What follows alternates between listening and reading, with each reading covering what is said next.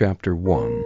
The revelation it was a rainy Friday evening, the kind that made the world feel small and cozy. The sky heavy with gray clouds that had no intention of breaking.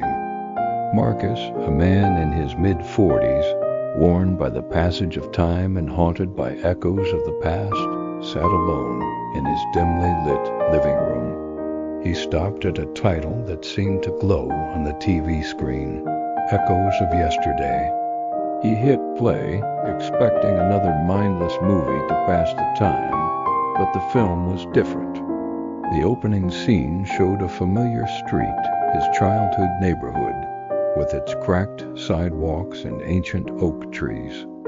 Marcus leaned forward, his heart starting to pound as he saw a boy who looked uncannily like his younger self. The camera followed this boy, him, as he ran, carefree through the familiar streets. Every corner, every face, every scene mirrored the fragmented memories of his youth. The movie unfolded like a mirror, reflecting back his life with startling accuracy. There was the moment he had stood, paralyzed with fear, in front of his first school. The time he had lied to his parents about failing a test. Then came the harder parts, the mistakes he had tried to forget, the opportunities he had squandered, the faces he had turned away from. The camera lingered painfully on a scene he had hoped to never revisit, his father's funeral, where he stood with fists clenched, unable to cry, pretending to be strong.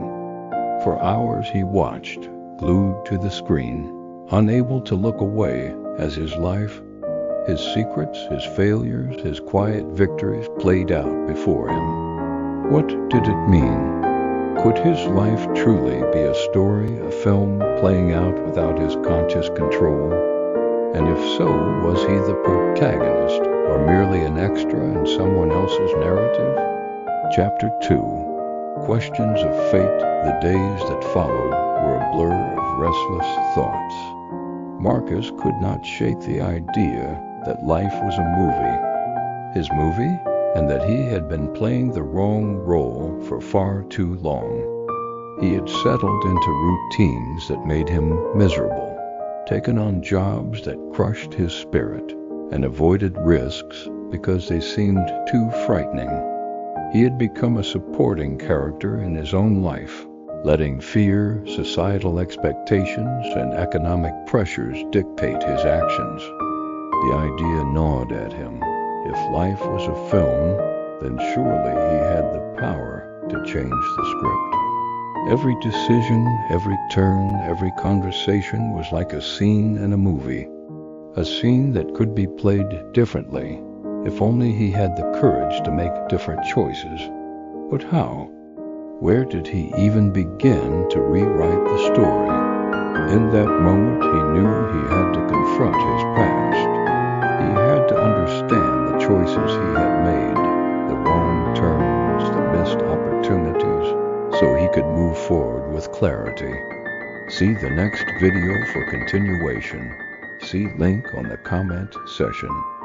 Please like, subscribe, share, and comment how you relate with the story so far.